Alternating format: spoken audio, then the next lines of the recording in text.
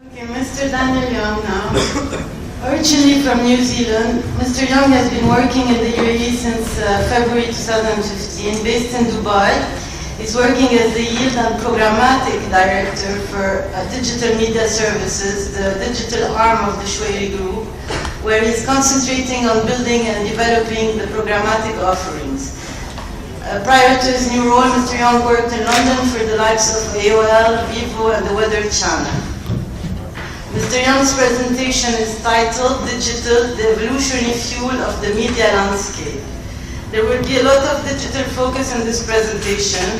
However, I'd say anyone who still doubts the importance of interactive media and the time we spend as an industry talking about it needs, well, to wake up and listen well to what Mr. Young has to say today. I hope you'll be all ears and enjoy the presentation. Yeah, just want to sorting this out. I don't quite know how I'm going to follow. Don't forget to articulate. Yeah, that's the other thing as well. Coming from New Zealand, I'm going to have to slow it down. So when I talk like this, you guys won't understand what I'm talking about. So I'll slow it up. But I can't quite follow a video with dinosaurs and all that stuff either as well. So sorry about that. And in fact, Antonio, you stole a bit of my thunder as well. I had a couple of videos that I luckily took out of this. One of them was the British Airways one as well, so thankfully we'll push on without it. We are. Is it not working? I'm going to run around, but no, apparently not. No, it's working. It's working. I just move around a lot. Just for fun? Yeah? Okay, cool. So, thanks for the intro. As we said, I'm coming from Dubai. Got in here last night. It's the first time I've actually seen rain in about 9 months. So it's quite interesting for that. But anyway, what I'm here to do is to actually talk to you a little bit about the way that digital is evolving the way that we as a publisher, DMS, the branch of the Shwari Group there, that is focusing on digital, is changing and how this has a real impact on the way we're doing our business. So we'll quickly go over just a recap of MENA. I'm not going to dwell on it too long, as it's been covered here by Eduardo. And then the way that we as consumers are changing the way we interact with media and mediums of that. The impacts this has on us as publishers and how we need to account for that. And then finally, we'll touch a tiny bit on some of this data that's available, and then also the makeup of the sales team. So we'll start by having a quick little peek at the MENA market. As I said, it's just going to be a quick one. But as we can see from here, is it really that bad? Yeah. I'll just stand really still and hold on. So it's taking away my dynamic. Okay. So what we've got going on here is that digital is driving and leading the growth that we're seeing within the ad market in MENA. Overall, it's about a 6% growth forecast this year, where digital is more like 27%. And that is almost the end of my stats. What we've got is that this all contributes to the digital marketplace within MENA being about $500 million. We're a little more than $500 million this year, of which it's largely led by the GCC. However, the rest of the markets in MENA are also accelerating as well. And that can be attributed in part to the consumption habits that we're having and the access to the internet that we have. Here, we're able to see that almost half the world's population is connected to the internet in some way or another. And that has a big impact on the way we're consuming media. Also, in MENA as a whole, alongside the mobile phone usage, it was already pointed out, we're well ahead of the curve in terms of the adoption of these technologies. And I've got killed it. Hello. There we go. Never mind. We will survive. So, what we've got here is the real drivers to these digital technologies is the fact that it's enabling us, is the technology behind it all. So we have increased access to internet. Wi-Fi, for example, is far faster and more accessible and often cheaper. Also, the processing power, cloud-based technologies, all of this is contributing to the fact that we're more connected in our everyday life. So much so that our consumption habits are actually changing. As we've already pointed out, Jonathan, with Facebook, the finger and the scroll and the thumb is the new way we're doing things. Digital outdoor, it's we're all out there. This is all there. It's all changing and evolving. It's not anything like reinventing the wheel. However, the consumption habits are changing so much so that we're no longer just device connected. We're actually life connected. And the way, what I mean by that is there's not only these devices that we have, phones in our pockets, tablets on our bedside table, and computers in the workspace or at our desk. We actually are surrounded by a number of technologies that are shaping the way we take our life in general. It's impacting it, and Antonio actually touched on one of the key figures here is the beacons. Each one of these technologies are connected to the internet, and they're providing multitudes of data that are feeding any decision we make. Things as simple as the phone that now we've got them on our watches, and they're talking to one another. We also have livestock that are able to tell the farmers the optimum time for milking to optimise the best milk yields. Smart cities, for example, you don't see too many toll booths anymore. It's more toll gates that you can just go flying straight past for efficiency. Robotics, medicine and all that kind of stuff, these huge advancements in these which are shaping the way that we consume media and the way that just a general life is changing. So much so that the Internet of Things, as it's called, every one of these devices that are connected to the Internet is going to exceed the population of the human population essentially 5 or 10 times within a few short years. So it's a big factor to everything that we as consumers are doing, and then obviously as publishers as well, and which is going to be key. The other thing what this does is provides a multitude of opportunities to advertise, but then also to get content and messages in front of people. You're not confined, as we said, just to in-home. You can go out of home. You're not confined just to one phone. You've got tablets. You've got everything else. You can get everything working together and complementing one another. So much. This one here was actually in London, an interactive bus station. So it is digital out of home. In shopping malls. Transport, planes, trains, automobiles, it's all around us. And then also, just in general, there's billboards outside and all that. And even one example that wasn't on a video, but I remember using it when my time in London. And it was an activation whereby it was using a bus shelter as not only an interactive medium, but it was almost like a vending machine, and it was for a confectionery company. You can push the button, it would give you guys a nice little cake to walk around with. And so not only was that advertising in that spot, but it was actually people talking about it, and people were sharing it as well, which ties back into our consumption habits. Advertising is also becoming a destination. Not so much becoming. Times Square has been around a long time. But Times Square and Piccadilly Circus are just two examples of whereby people are actually going to explore this. And we're multi-screening. One's not enough. We're sitting there, we're meerkatting, we're watching television whilst on our tablets. Half of you, actually it's not too bad right now, listening to me talking on the phone, but maybe having to listen so hard to do it, you can't multitask too much.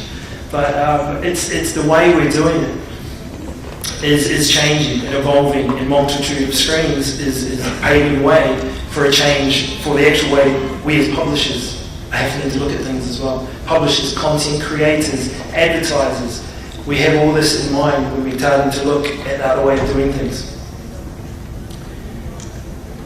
So this here is starting to highlight a few of the considerations that we as publishers, content creators and advertisers need to start looking at things. We can no longer look at things in isolation. We need to look at it from a helicopter view, start tying these in, making sure that these different devices, whether it's a phone, whether it's a tablet, whether it's a television traditional, watched by someone whilst they're also on the couch on their phone, or whether they're out of home, on a plane, in a mall, wherever they may well be, we have to tie this all into our considerations when we're building content for consumption and when we're building advertising. And this also has to work across all these screens, all these devices, seamlessly. It has to be optimized. It has to be able to resize from one size phone to another, from a tablet to a bigger screen. This all needs to be there because at the core of it is the user experience. Because there is such a multitude of opportunities for us as consumers to consume this media, to read this content, to interact with whatever it may well be, we demand personalization and we need this to be in a way that is user-friendly. So we have to be, as a publisher, keeping this at the front of mind to make sure that those users, when they are interacting with our content, they're enjoying it. You know, Jonathan pointed out that to get people's to get their attention, you know, often it's 3 seconds. You know, we saw Vines even before that where they were getting content in 7 seconds. You know, our attention span seems to be getting less and less. And as publishers, we need to do something to stand out, whether it's content or whether it's advertising. Outdoor, you know, some of the examples you've seen here are great. And this is something that is a huge consideration as content creators and advertisers that we need to make sure we're keeping front of mind. The other things that we've got going on here is an opportunity from the publisher standpoint as well, not just considerations, but also opportunities. You know, we are now able to tie in all these devices, all these screens, all these opportunities of reaching an audience on these screens. We can actually tie it all in, and we can have it complementing one another. You know, there's a user journey. They're not just on one device anymore, they are on multiple. So use those multiple visits to actually reinforce a message, build a brand story, relate to the audience in multiple ways, in multiple devices, and in multiple experiences. And then also, and this is actually a really important figure, is that it's developing or it's changing the way we as publishers are actually structuring our teams and investing in human capital. Because it's no longer a salesperson sitting down one end of a room and perhaps an editor at the other. You know, you've got them all sitting in one together, alongside mathematicians, data scientists, designers, finance, economics, strategic, experts, all sitting there in one team. They're all feeding off one another. They're all learning. They're all developing. And they're all pushing everything that we know further and further. This guy knew a thing or two, and he's telling us that creativity is contagious. And we at DMS in Schwerin, we're seeing this firsthand by the way we're developing our teams, is that we're actually not taking the status quo. We're able to develop and push what we think was the norm 6 months ago, and then develop and develop and develop continually by sharing this information and structuring our teams in ways that are embracing these technologies that we've got at hand right now. And as I said, technologies, this is enabling us to do a lot of what we are. So Tonio touched on programmatic. I'm not going to dwell into it too much, as it's probably a term that a lot of people may or may not know too much about. But in this sense, it doesn't really matter, because programmatic is just a buzzword that's kicking around, and it's essentially automation. So it's automating the process of the buying and selling in a more efficient way. It's streamlining what we do. It's an enabler, and this technology is enabling us to do what we do best. It's increasing, the impact that we're able to have. It's increasing, the value that we're able to extract for our advertisers, and also the ways that we're able to put the content out in front of these users, all the while decreasing the number of processes involved and any wastage, perhaps. Because at the end of the day, we're wanting to get the right message to the right person, right time, right context, whatever it may well be, and we want to do that in the smoothest possible way. Think of it this way. You have a bowl of M&Ms, and you only want the green ones. You're going to just pick the little green ones you want, right? So from using programmatic technologies, we're able to target only the audiences we want, only the green M&Ms. So, we're not just picking a whole handful, which wouldn't be really cool to do, to be honest. Okay, I've said that programmatic is going through from digital there, but it's not only digital. Digital advertising as we know it was the first to adopt this and has been running with it for about 4 or 5 years and trying to perfect it. But other technologies, other channels, other mediums of content are all starting to embrace these technologies. As was already pointed out, Australia and New Zealand and some other places in the Southern Hemisphere in particular with digital outdoor are utilising this technology to enable the booking and transacting of the media. There's already talk as well within the States and stuff like that with technology being used to assist in some of this heavy lifting of the process in television, in outdoor, in radio, in all of these mediums. They're able to use this technology to enable us to spend more time doing what we want to do. And that is the big, sexy creations, activations. They're all the cool stuff that anyone gets into anything creative for. We're able to take away the heavy lifting, take away some of these processes, and spend more time working on the business as opposed to in the business. And what we're seeing at DMS is that these two strategies are really complementing each other. And it's not at the expense of another. They're complementing, they're both growing because they've got good return on investment, both of them. And that, when you start to flip it on its head, is really, really important. Because if you, as an advertiser or a content creator, are investing a lot of money, time and effort in producing this content that you want people to see, or you're producing a brand story that you want to get out and advertise, and whether it's to get people to test drive the car or to buy your product off the shelves, whatever it may well be, you want this to work. You want the best possible performance out of this, and you want it with the least amount of roadblocks. So to be able to do this, you're going to make informed decisions. You're going to try and use these processes and these technologies that you have at your disposal to enable you to do this. And that's where data comes in. We mentioned before a lot of these technologies that we've got, more than just in the pocket and things like that. Every day you're walking past things in a shopping mall, whatever it may well be, your watch, your health things. These things are giving us a multitude of data that can then be usable. Because data on its own, no matter how big or how small the data set may well be, is useless if you don't know what you're doing with it. So this comes back to structuring teams and making sure that you know what you're doing and you can actually extract the value out of this data. Oh, hello. Would have been nice if some data told me that was going to die first. Good thing we all work in digital and this works, seamless, right? It's alright, no worries. It's not many more slides to go anyway. So with this multitude of data, we're able to action. We're able to mention before about cherry picking just the little, the green M&Ms that you may want, the little nuggets of information, the audiences that you want to target. The expats in the UAE that Jonathan mentioned is a prime example. You don't want to just blast it out and bulk buy. You're able to cherry pick what you want to do. And it's this data that is informing your decisions to enable you to do this. It is also enabling you to optimize what you're doing, defining what's working and what's not working, whether it's a certain time of day or a browser, languages perhaps, sizes of screens. If it's just a channel in general, you're able to optimize your advertising spends or the way you are making your content available to the users based on what they're telling you they want to be doing or what's performing. So this is a really powerful thing if used right. And that's actually quite a key thing, if used right.